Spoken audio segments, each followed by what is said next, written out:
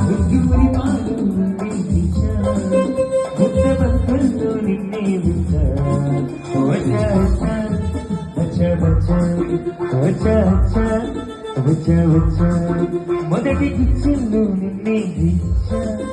మొగ్గ సిగ్గంతా నేనే తుచ్చా